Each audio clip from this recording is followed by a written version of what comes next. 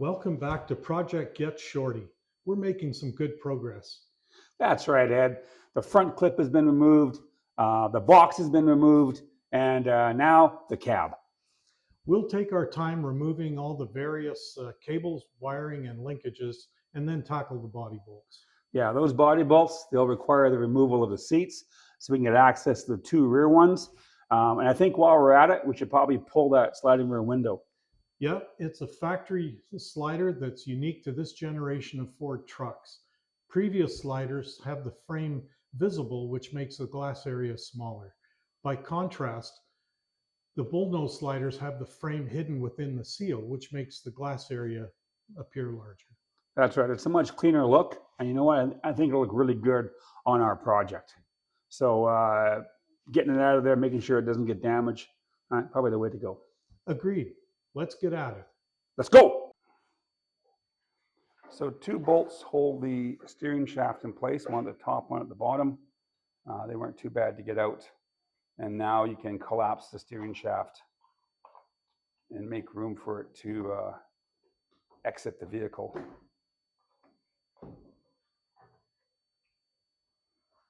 So that was pretty straightforward.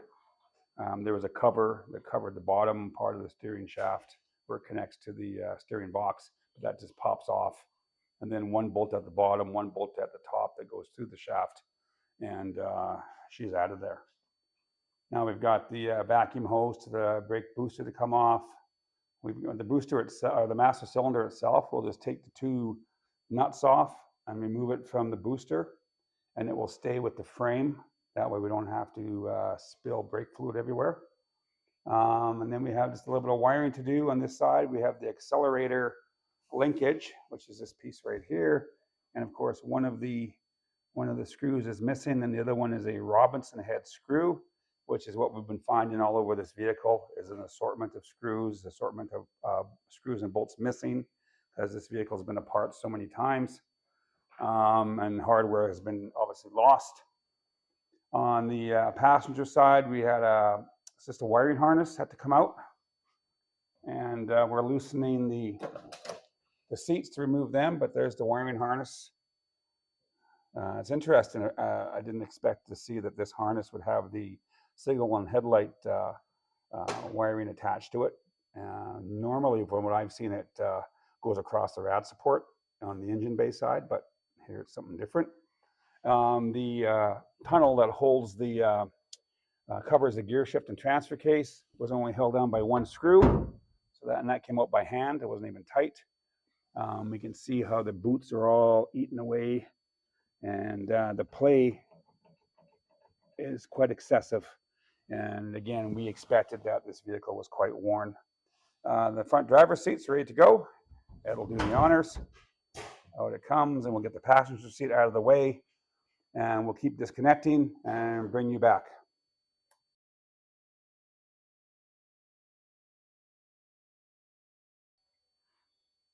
The truck has a dual steering shock system aftermarket that came with it here, and it is just a big, ugly looking setup. Also notice this lovely brace for the frame horns, something that Bubba did in his backyard. But anyhow, with the steering column disconnected, we've had a heck of a time trying to move the front wheels when we're trying to push this thing around. And like, why is it so hard? You should be able to just kick the wheels and they should just move for us. But it's the steering shock that's messing us up. So it's got to go. Ed, if you wouldn't mind, please.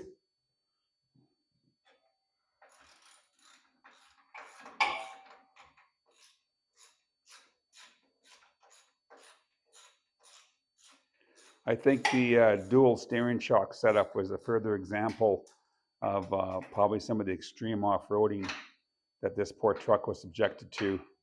And I'm not sure if we're going to go back to any kind of aftermarket steering shock once we start putting Shorty back together. If we do, it'll just be a single shock. I don't see why you'd want to go with a double steering shock, because I don't think he's going to be, well, I know he's probably not going to be used for any severe off-roading once he's restored. It wouldn't make any sense. I think whoever buys him will probably just want to take him out and enjoy him, take him to car shows, and take him for a drive down a country road in the afternoon on a Sunday, in the summertime. That's kind of what I've foreseen. So all of this might just be right now would be overkill to put this back on.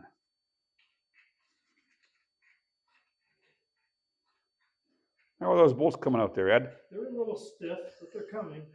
Kind of like your knees and your hips and your back and your neck and your fingers.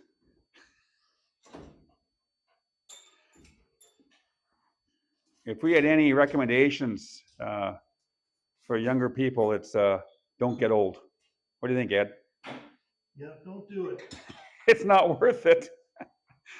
The cons outweigh the pros, let me tell you. Oh my goodness. Well, that one's stuck. What did you run into here? Let's see a version of the 25-year-old Ed cracking this one off. Here we go.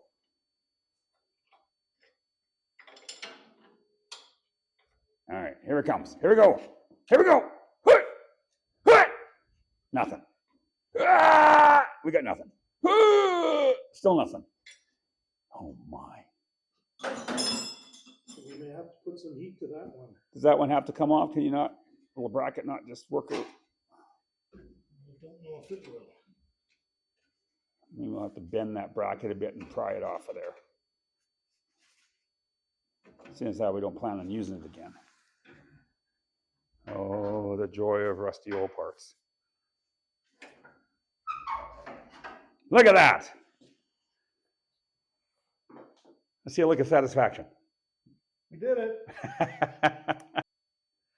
This is a milestone for us.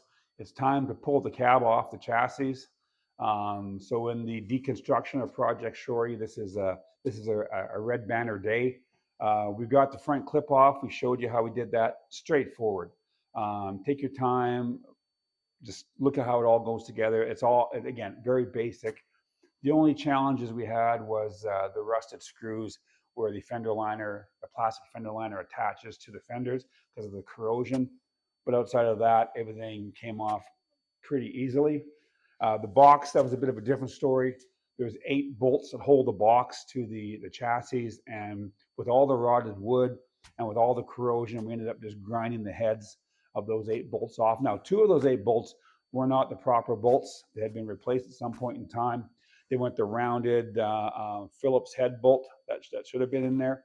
So we were going to have to buy a set of bolts to hold the box down anyhow. So cutting them off wasn't that big of a deal. But once they were cut off, we moved the filler neck and from the fuel tank, disconnect the taillights, and off she came. So now we're down to just the cab. There's a bunch of things need to be disconnected from the cab, other than the 4 cab mounting bolts. We have, and again, if you just take your time, work your way around. One of the first things that we come to was the park brake assembly. And so you just step down on that and it locks on the park brake. The cable comes up and attaches to the assembly. And so to get this out, what we did was we loosened off the cable underneath the truck to give us some slack to play with. Then we were able to pop the end of the cable out of the assembly and then squeeze it through. So it would pop through the assembly, and then 2 bolts in the front that come through the firewall, 1 bolt under the dash, and just take the assembly right out, and now it's out of the way. Interestingly enough, we have the chrome park release handle, which is, most are black, and this one's chrome. So if the one on the parts truck isn't, we'll definitely be transferring this neat little piece over to the parts truck. So the park brake cable's out of the way. Not quite sure what this wire was, but it had to be disconnected. Very simple. Now we get to the harness, and here we have just these big connectors, and they came off relatively easily. So that was from the rest of the engine harness. So those are done and out of the way. The brakes themselves, 2 bolts off the brake booster allowed us to remove the master cylinder without having to drain or bleed out the brake lines at this moment yet. So Once everything's off, it'll be easier for us to bleed out the brakes, which we'll have to do when we replace the system. The steering shaft, that's simply a bolt at the top of the shaft. You can see where it passes through into the steering column. Pull this cover back, and you have another bolt at the bottom by the steering box, and then the column will collapse down, and you can simply pop it out. Pretty simple, especially with all the fenders and fender liners off. It was relatively easy to get to. What else do we have? We've got the speedometer cable. We found it's easier, rather than having to tear the dash apart and pull the cluster out, just follow the cable to where it enters into the transfer case, take the one bolt out, pull out your cable and thread it back up through the chassis, and this will leave us with the cab and be taken out of the way. What do we got here? It's like show and tell. This is the hood release, the inside hood release. So that was disconnected from the rad support, and now it too will stay with the cab when we go on lift. Accelerator cable, unhook this from the pedal inside, take out your 2 screws at the firewall, and it'll stay with the engine. So we can just tuck that in here somewhere, kind of out of the way. You look for any grounds that might be hanging on behind the engine. Usually there's 1 or 2. On this there was none, because they were probably taken off a long time ago and never replaced. Now, further connections under the dash would be the clutch assembly, and that was a pin that we had to pull out, and a 3/4 inch nut that was removed. And now we separated the pedals from the rod that goes through the floor, so it's still sticking up through the floor, but when we lift the cab, it's not going to bother nothing.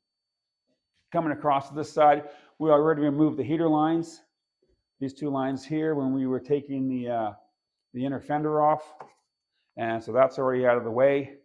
And really that's it for any of the connections under the dash. Now if we come inside, we've got the plate for the transfer case and transmission gear shift, and that was removed. The boots were taken off, the knobs were taken off, and so that's all ready. It's clear now. We'll probably take the gear shift lever, it's called a cane, and we can simply unscrew it at the top of the transmission and remove the cane to give us a little more. We don't have to raise the cab up as high then to get it to clear the chassis. And other than that, I think that's about it. Now we got the 4 body bolts. The first one is accessed. You can take a cover off. You can see the cover laying on the floor, and then you can see the bolt. It goes through that hole in the floor, and that's for both front cab bolts, and then the back ones are just exposed. We're just exposed right here, inboard of the frame. They come off fairly easy. We have to use an impact wrench, and we put the juice to her, and they came off, and so now the cab is free. We're going to roll it outside. We're going to sling it under our gantry, and then we're going to lift it off and push the chassis out of the way.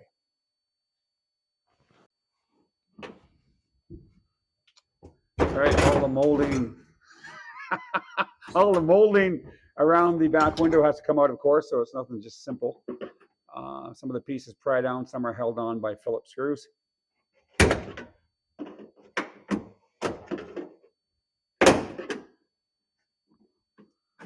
There we go. Once we get all this molding away from the rubber seal around the back window, we'll take a pry tool and start carefully trying to pry this seal through to the exterior of the truck and try to work this window out.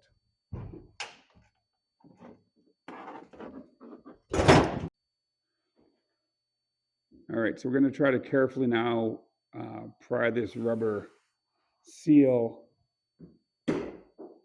from the outside to from the inside to the outside of the truck. And once we can get it started, we should be able to start working our way around and eventually just pop this back window out. Of course, I'm going to be careful not to crack the glass.